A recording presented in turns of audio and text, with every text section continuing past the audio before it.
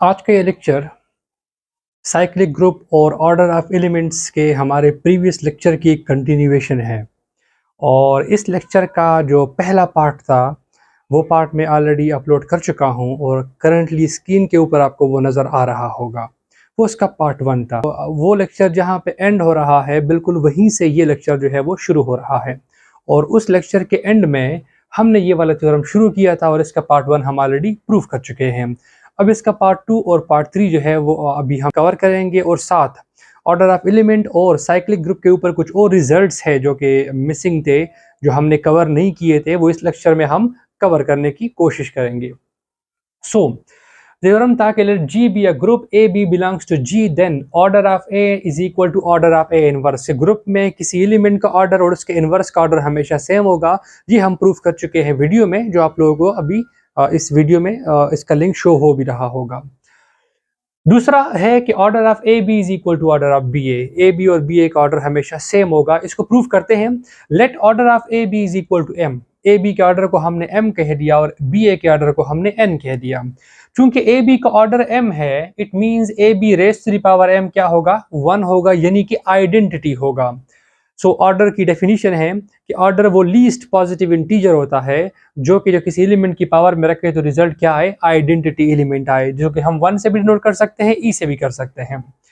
अब A B raise to the power m चूंकि 1 है, इसका मतलब ए बी को अगर m टाइम्स मल्टीप्लाई करेंगे, m टाइम्स उस पर बाइनरी ऑपरेशन अप्लाई करेंगे तो रिजल्ट क्या आएगा, आइडेंटिटी आएगा। तो मैंने ए बी को m टाइम्स ऑपरेट किया, रिजल्ट क्या आया, आइडेंटिटी एलिमेंट, और मैंने लिख दिया कि m टाइम्स।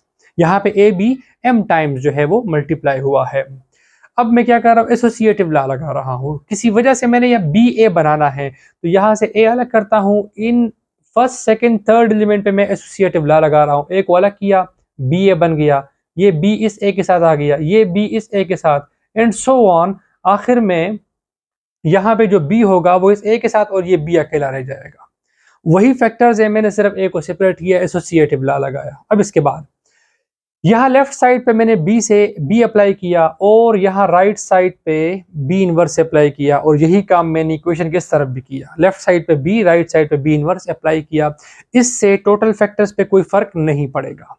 यहाँ एक और बी ए बन गया, जबकि यहाँ पे बी और बी इनवर्स से क्या बना, आइडेंटिटी बन गया। सो ये B A up to so on M factors हैं, ये आइडेंटिटी एलिमेंट, इनसे भी क्या आया, आइडेंटिटी एलिमेंट आया। अब मेरे पास टोटल जो बी ए लिखा हुआ है वो कितनी दफा लिखा हुआ है, m टाइम्स लिखा हुआ है। इट मींस बी ए की पावर m हम e के बराबर लिख सकते हैं, क्योंकि बी ए कितनी दफा लिखा हुआ है, m टाइम्स लिखा हुआ है, तो इसकी जगह मैं लिख सकता हूँ B A raise to the power m is equal to e बन जाएगा। But order of B A क्या है, वो तो n है। सो हमने एक थ्योरम पढ़ा था, अगर order of an element n हो लेकिन उस एलिमेंट की पावर में कोई और इंटीजर रखने से भी आइडेंटिटी बन रहा हो, तो उसका जो ऑर्डर होगा वो बाकी इंटीजर्स को क्या करेगा, डिवाइड करेगा।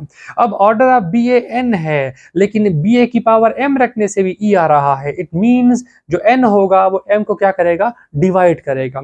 और ये थ्योरम हम इससे, जो पिछली वीडियो है जो मैंने आपको अभी मेंशन किया, डिस्क्रिप्शन में वो वीडियो मेंशन है, तो ये थ्योरम वहाँ पे हमने शो किया था कि जो n होगा वो m को क्या करेगा, डिवाइड करेगा। सो n डिवाइड्स m तक हम पहुंच गए। सिमिलरली हम यही प्रोसेस अगर करें, अगर हम ऑर्डर ऑफ बी ए को n मान ले और यहाँ B up to so on n times लिख के e आए, और यही काम करे जो हमने इसके साथ किया, वहाँ पे b को कॉमन लेंगे, ए बी n टाइम बन जाएगा। तो हम ये रिजल्ट अखज़ कर सकते हैं कि m भी क्या करेगा, n को डिवाइड करेगा। Similarly we can get m divides n, यानी इसी तरह से हम वो कर सकते हैं और आप लोगों ने इसको ऐसे ही करना है। सो हिंस m इज इक्वल, अगर n m को डिवाइड कर रहा है, m n को डिवाइड कर रहा है, इट मीन दोनों क्या हो जाएंगे, इक्वल हो जाएंगे। Hence order of A B is equal to order of B A हो जाएगा। सो ये इस थ्योरम का सेकंड पार्ट था। अब हम बढ़ते हैं थ्योरम के थर्ड पार्ट पे, जो कहता है कि ऑर्डर ऑफ बी इनवर्स बराबर है ऑर्डर ऑफ ए के। सो इसको प्रूफ करते हैं।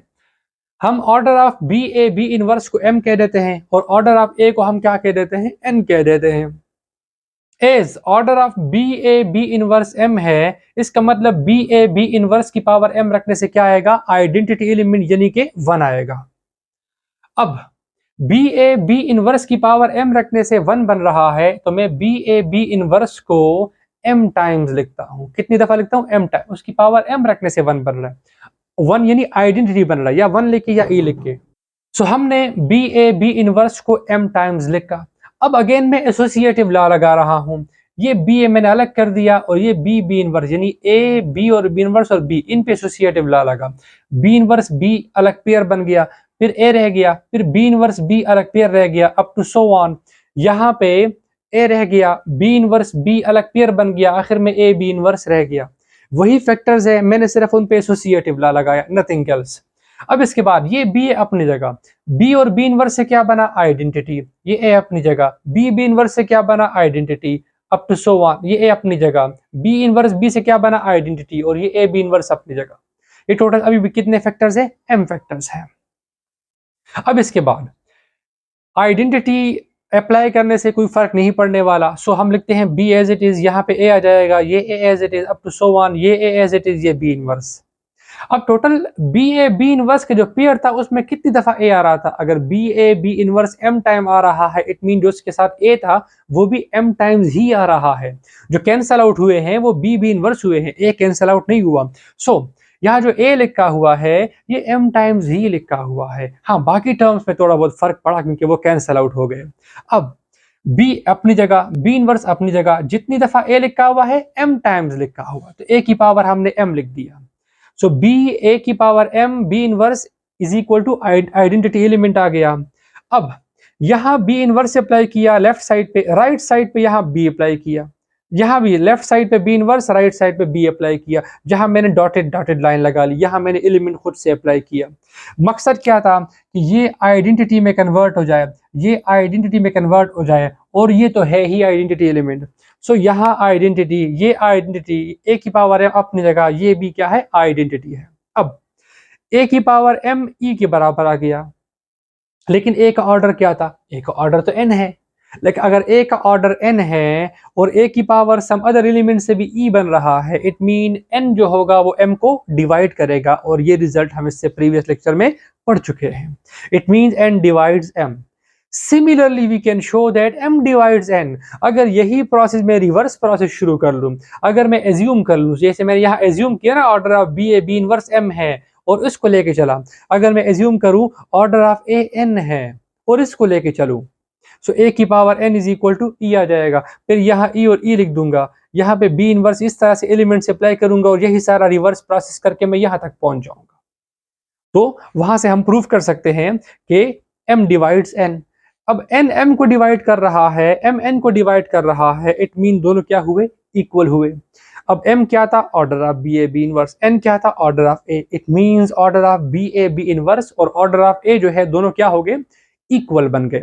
सो ये एक रिजल्ट था। लास्ट टाइम हमने इसका पार्ट 1 जो इस सीरीज का जो लेक्चर था part 1 cyclic group order of elements जो था, उसका जो पार्ट ए या पार्ट 1 था, ये उसमें हमने ये वाले थ्योरम का जो पहला पार्ट है ये किया हुआ था, बाकी 2 रिमेनिंग थे, ये हमने इस लेक्चर में कवर कर लिए।